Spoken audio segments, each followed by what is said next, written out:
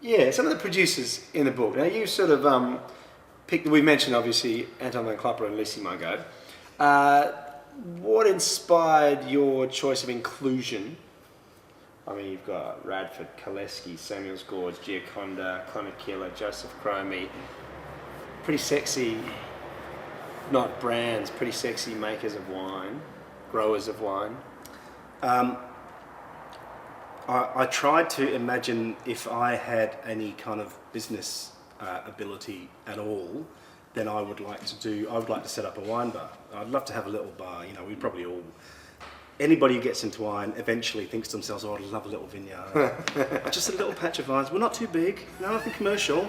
And you know, Oh no! Of course, and the wine bar comes and in. the wine bar, nice little place. Yeah, yeah. You know, maybe 20 seats. Yeah. And I'll just Something that cannot make money. Exactly. Yeah. No, not. And thank God I've never actually done it because it would be a disaster. Because I'd probably drink all the stock apart from anything else. But I thought, what would you put in your wine bar? You know, what would you put in your wine bar? You'd put wines in that you like. That would be the most important thing, because you'd have to be able to sell them to people. So it's no point putting anything that you go, I don't like this, but I'm going to charge you $15 a glass. Oh, hold on, people do that. Anyway, so that's what I do. And so that really, in a way... Name names. Yeah, no. Not so much wine bars, but certainly retailers. I am wine bars, yeah, who are we trying to kid? So in a way, that's kind of my wine list, you know, of my mythical wine bar. So then you think, well, it's not just wines I like, it will be from people who I respect and from people who are growing grapes and making wine in a sensible, careful way, you know. The shortest selling point for this book is it's about winemakers who care. And that really sums it up, and I thank Tim Kirk from Clonakilla for that, because he said, so what's it about? And I went, well, it's about this, and it's about this, and it's about this, and he stopped me after about 15 minutes. And he said... Sounds like our business. We need to bring him in for our branding meetings. And he said, so it's about winemakers who care then, isn't it? Yeah, that's what it's about. Coined.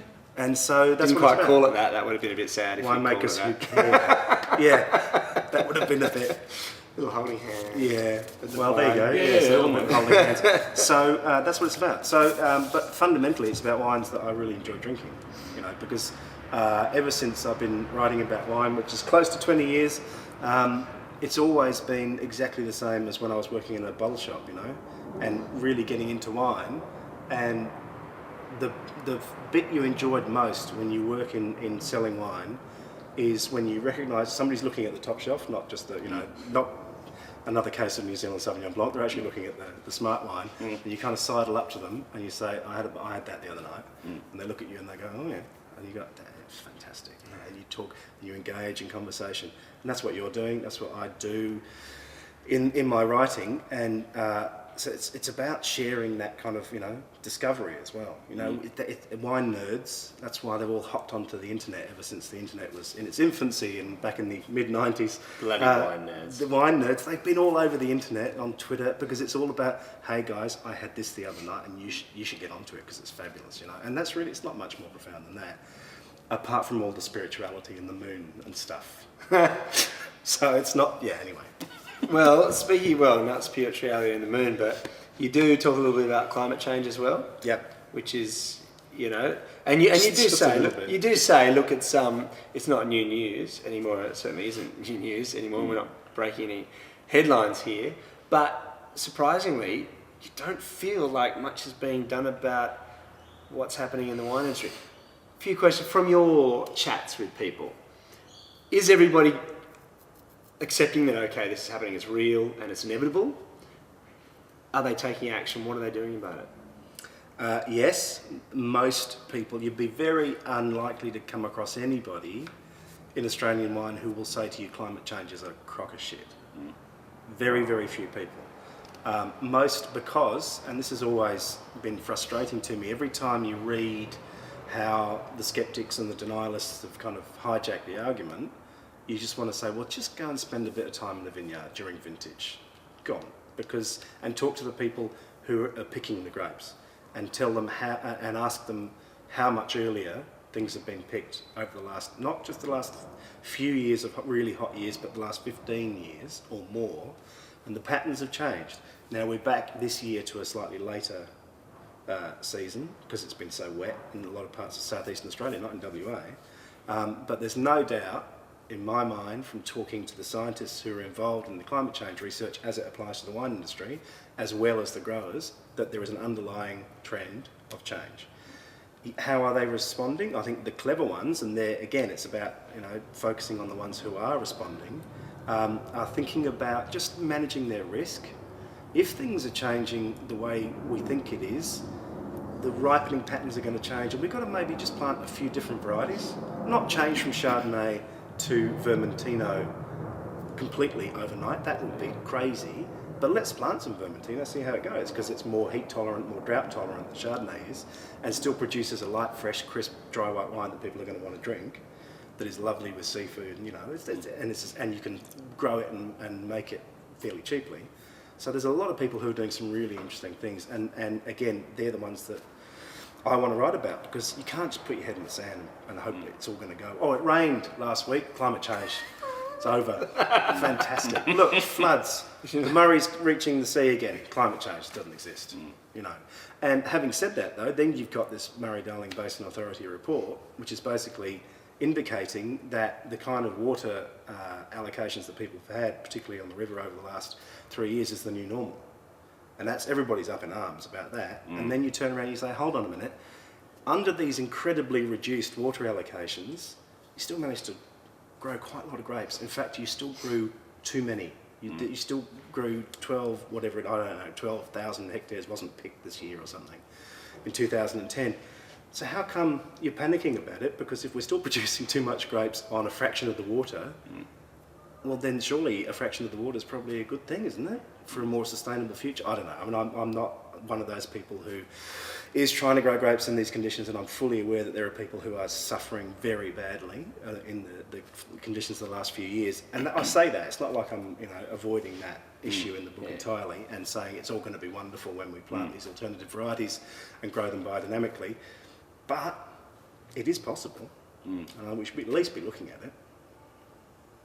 So we're not looking at Tasmania as the new Riverland. Like people aren't.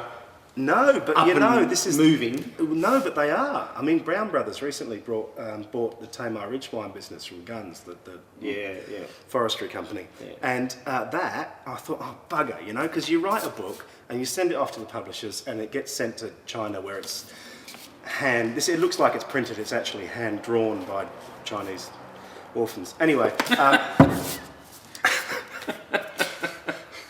it's true though, it's the worst part about producing a book like that is that it unfortunately can't be produced locally, they tell me. Anyway, so, where was I? Chinese orphans. That's right. So you send off the copy, right? So you send off the manuscript. And out of the country. Yeah, out of the country, yes. And you think, well, I hope it's all still relevant and current when the book hits the shelves, and then things change and winemakers leave and wineries get sold. And the big one was Brown Brothers buying this winery, because I'm thinking, oh God, because the whole chapter on Tasmania is about, how Guns have dominated the industry and are trying to greenwash their image by getting into the wine industry. I thought, well, that's all just changed, doesn't it? Fantastic. Bloody brilliant. And except, then I thought, well, no, hold on, because the whole point of the book is that climate change is changing the face of the industry. Well, what have Brown Brothers expanded into Tasmania for? Climate change. They can't grow. They can't reliably grow fruit for sparkling wine where they grow it now and have done for the last 30 years, because they believe that climate change is already affecting them. So where do you go? You go south, you go to Tasmania. So that's why they've done it. Why have they done it? They've also, or rather, what's the point of it is that this wine business in Tasmania, which was run by a large corporate entity, is now a family-owned company. That's another very important point of the book, that it's the time of the large corporate shareholder-driven ownership of the industry is kind of over, because it's not working. It's not working when anything. It was in the boom times, fantastic. As soon as anything gets a bit difficult and the shareholder-driven corporate owners go, oh, no, this isn't working, and try and get out of the industry. And that's exactly what's happening. So, in fact, even though it's an annoying change, it's only kind of supporting what I'm saying in the book, which just shows you how unbelievably clever and far-sighted I am. I was going to say, you're going to get around to that, weren't you? And when are you all going to realise that it's not a profitable industry to be in? Who didn't know that? Who didn't know? Japan, come on. No, all right, look, all right, you talk about climate change affecting varieties. This may come as a surprise to you if you're predominantly a wine drinker, that Chardonnay is still the widest planted white by a mile in Australia, even though it seems to have lost its popularity.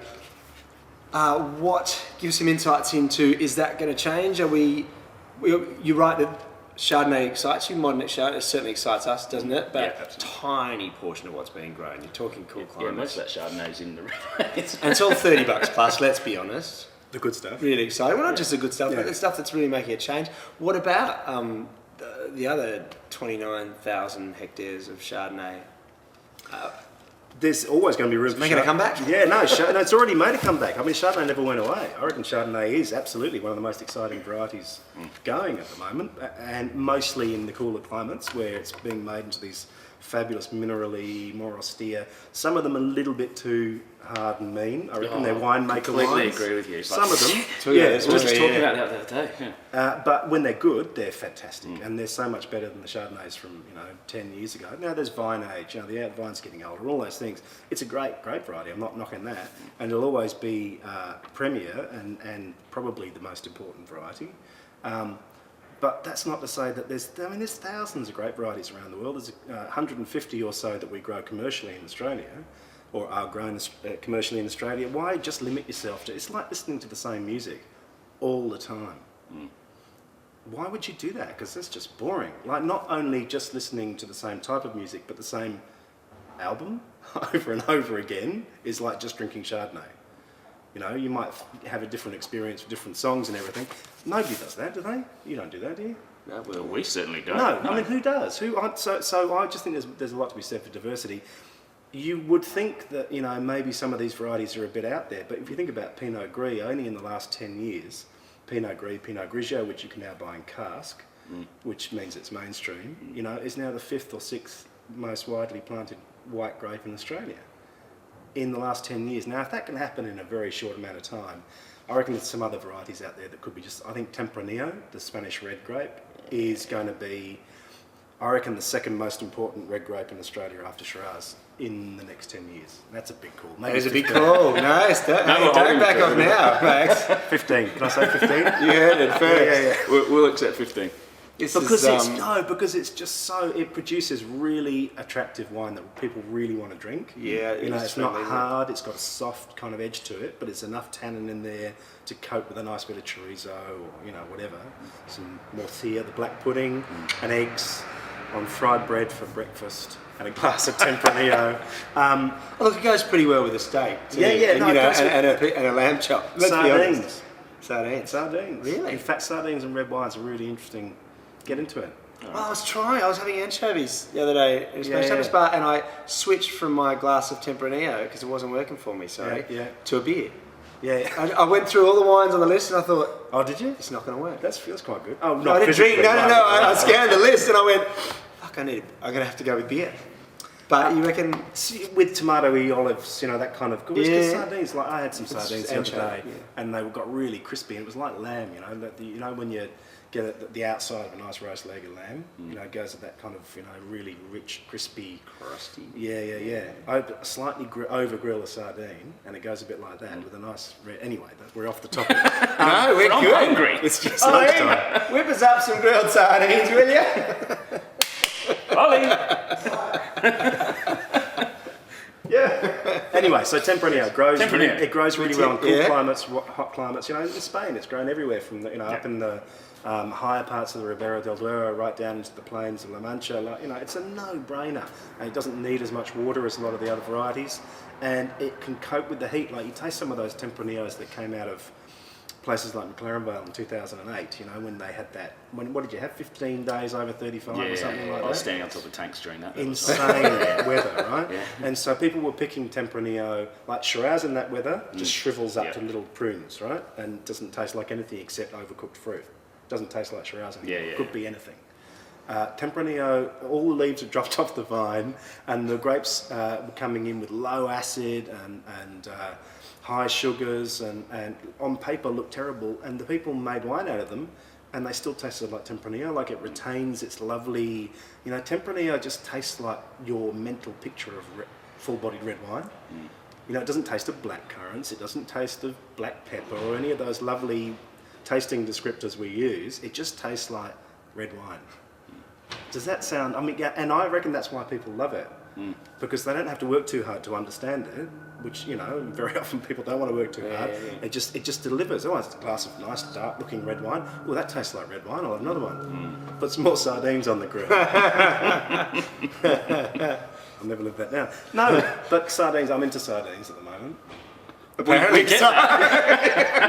No, seriously, you want to talk about it some more? I will. Got to the sardine. It's just... No, okay. Christ's sake, Ollie, get him some fucking sardines. He's going on. It's the most underfished. It's underfished by about 2/3. Did you know that? We underfished the Australian sardine fishery by 2/3, and most of the stuff that is taken out of the sea is just sent off for bait or cat food or whatever. So you're going to do your part. And they're full of omega-3, and He's on it, isn't I he? should get. Well, I just You really need to eat. I need to eat some sardines.